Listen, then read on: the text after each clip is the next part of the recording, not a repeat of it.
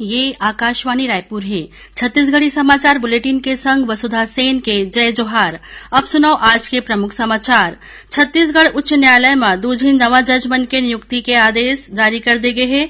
हिदायतुल्ला राष्ट्रीय विधि विश्वविद्यालय के 5वां दीक्षांत समारोह काली रायपुर में आयोजित करे जाही। समारोह के मुख्य अतिथि उच्च न्यायालय के मुख्य न्यायाधीश न्यायमूर्ति NV रमना होही और राज्य सरकार के भारतीय पुलिस सेवा के 4 अधिकारी मन के नवा पद स्थापना करे गए हैं।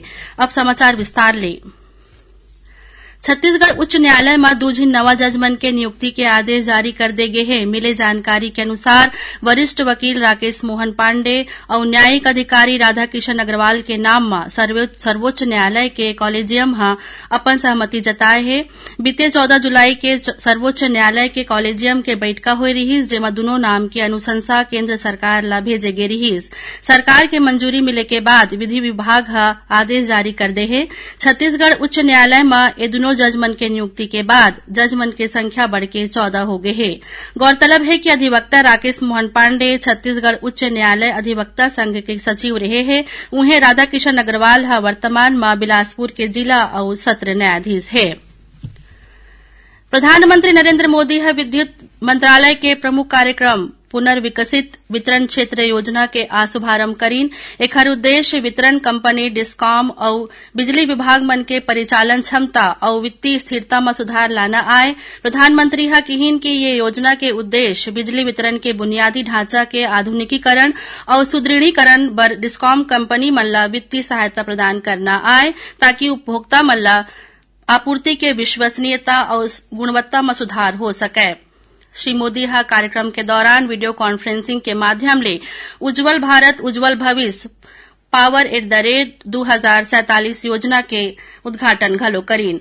प्रधानमंत्री कहिन कि पाछू 8 बछर के दौरान बिजली क्षेत्र में पारदर्शिता आए है। उमन कहिन कि देश में भरपूर मात्रा में बिजली के उत्पादन होवत है और निर्यात घलो करे जात है। एती छत्तीसगढ़ के मुख्यमंत्री भूपेश बघेल उज्जवल भारत उज्जवल भविष्य पावर @ 2047 के समापन कार्यक्रम में वर्चुअल रूप ले शामिल हुईन। यही बीच मुंगेली और बलौदाबाजार भाटापारा सहित राज्य के दूसर जिला मन में आज बिजली महोत्सव के आयोजन करेगी है। ये दौरान आने वाला साल में बिजली के क्षेत्र में नवा कीर्तिमान स्थापित करे के बाद कहेगी। हिदायतुल्ला राष्ट्रीय विधि विश्वविद्यालय के 5वां दीक्षांत समारोह काली बिहनिया रायपुर में आयोजित करे जाही। इस समारोह के मुख्य अतिथि उच्च न्यायालय के मुख्य न्यायाधीश न्यायमूर्ति NV रमना होही। समारोह के अध्यक्षता मुख्यमंत्री भूपेश बघेल करही। एकर अलावा आंध्र प्रदेश उच्च न्यायालय के मुख्य न्यायाधीश प्रशांत मिश्रा के संगे संग दूसर राज्य मन के उच्च न्यायालय के मुख्य न्यायाधीश मन समारोह में शामिल होही।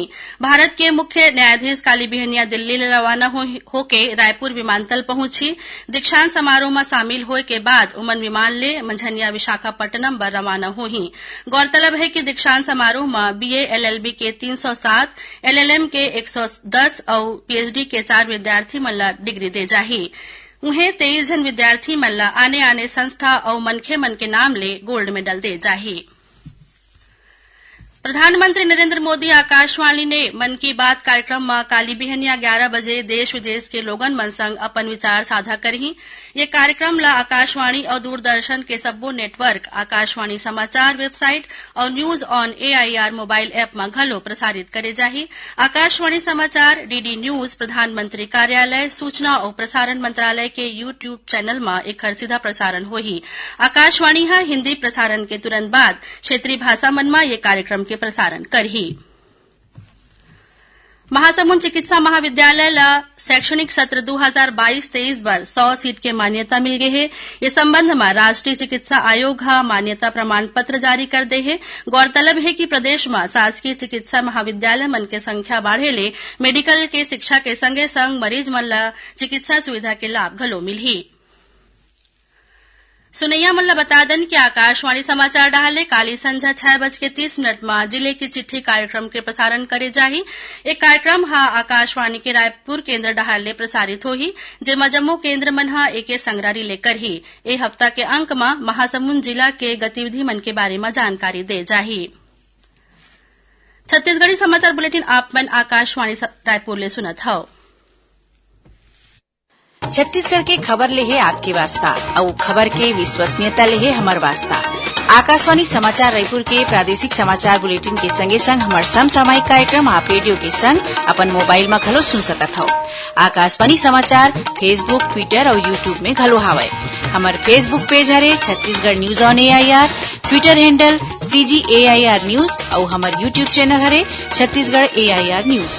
तो अब रेडियो के संगे संग आपके मोबाइल के माध्यम ले हम आप तक पहुंचत हन। छत्तीसगढ़ के हर खबर पर सुनत रहो आकाशवाणी समाचार। अब आगू बढ़बो बाती समाचार कोती। राज्य सरकार के भारतीय पुलिस सेवा के 4 अधिकारी मन के नवा पद स्थापना करे है। जारी आदेश के अनुसार बद्रीनारायण मीना ला दुर्ग के संगे संग रायपुर रेंज के पुलिस महानिरीक्षक की जिम्मेदारी दे गए है। उन्हें OP पाल ला नक्सल ऑपरेशन और SIB के पुलिस महानिरीक्षक के पद में पदस्थ करे गए है। रामगोपाल गर्ग ला राजनांदगांव रेंज के उप पुलिस महानिरीक्षक और KL ध्रुव ला उप पुलिस महानिरीक्षक के पद में धमतरी, महासमुंद और गरियाबंद जिला के माओवाद विरोधी अभियान के पर्यवेक्षण के काम सौंपे गए है। भिलाई इस्पात संयंत्र में यूनियन के मान्यता बर आज मतदान संपन्न हो गए। 13,000 ले ज्यादा मतदाता मन आज 5 ठन यूनियन बर अपन मताधिकार के प्रयोग करीन। बिहनिया ले ही मतदान बर कर्मचारी मन में उत्साह देखे गिस। ये दौरान सब्बो पोलिंग बूथ मन में मतदाता मन के भीड़ नजर आईस। वोट के गिनती रात 8 बजे ले संयंत्र के HRDC भवन में करे जाही। सुनैया मन ल बता दन कि प्रादेशिक समाचार एकांश डहाले समसामयिक विषय ऊपर आधारित साप्ताहिक कार्यक्रम बातों बातों में ए बखत कोविड ले बचाव बर निःशुल्क प्रिकॉशन डोज ले संबंधित 75 दिन के विशेष अभियान में राज्य टीकाकरण अधिकारी डॉक्टर VR भगत से ले गए भेंटवार्ता के प्रसारण करे जाही। एखर प्रसारण आकाशवाणी के रायपुर केंद्र डहाले काली बिहनिया 9:30 में करे जाही। एला छत्तीसगढ़ के जम्मू आकाशवाणी केंद्र डिले करही। कोंडागांव जिला में दडिया गांव के स्टाफ डैम में नहाए के दौरान 4 झिन लइका मन डूब गए। जेमा ले 2 झन लइका के 100 बरामद कर ले गए है। उन्हें 2 झिन लइका के तलाश जारी है। मिले जानकारी के अनुसार 9 झिन दोस्त परीक्षा के बाद स्टाफ डैम में पिकनिक मनाए बर गे रहिन। इति जांजगीर चांपा जिला के नवागढ़ क्षेत्र में कटौत गांव के कंजी नाला में बोहाए ले 1 झिन लइका के 120 घंटा बाद बरामद कर ले गए है। अब थोरकुन समाचार सारमा बीजापुर जिला में सुरक्षा बल विस्फोटक बरामद करे है। जिला बम निरोधक दस्ता के टीम मौका में ही निष्क्रिय कर दे है। राजनांदगांव जिला में आकाशीय बिजली गिरे ले 1 झिन महिला सहित 2 झन लोगन मन के मौत हो गए। उन्हें 1 झिन झुलस गए है। गरियाबंद जिला के सुपे बेड़ा में किडनी के बीमारी ले पीड़ित 1 झिन महिला के इलाज के दौरान मौत हो गए। बीजापुर जिला के भैरमगढ़ विकासखंड में तमोड़ी बालक आश्रम के 1 झिन छात्र के इलाज के दौरान मौत हो गए। बताया जात है कि ये छात्र मलेरिया ले पीड़ित रहिस। उन्हें 3 झिन दूसरा छात्र मन घलो मलेरिया ले पीड़ित बताए जात है। और महासमुंद जिला के साइबर और कोमाखान पुलिस संयुक्त रूप ले कार्रवाई करत नशीला टेबलेट के तस्करी करैया अंतर्राज्यीय गिरोह के 1 झिन आरोपी ला गिरफ्तार करे है। एखर करा ले 41,270 नग टेबलेट और 800 नग सिरप जब्त करे गए है। आखिर में प्रमुख समाचार एक घाव फेर। छत्तीसगढ़ उच्च न्यायालय में 2 झन नवा जज मन के नियुक्ति के आदेश जारी कर दे गए है। हिदायतुल्ला राष्ट्रीय विधि विश्वविद्यालय के 5वां दीक्षांत समारोह काली रायपुर में आयोजित करे जाही। समारोह के मुख्य अतिथि उच्च न्यायालय के मुख्य न्यायाधीश न्यायमूर्ति NV रमना होही और राज्य सरकार के भारतीय पुलिस सेवा के 4 अधिकारी मन के नवा पद स्थापना करे गए है। एकरे संग छत्तीसगढ़ी समाचार बुलेटिन इहे सिरावत है। जय जोहार।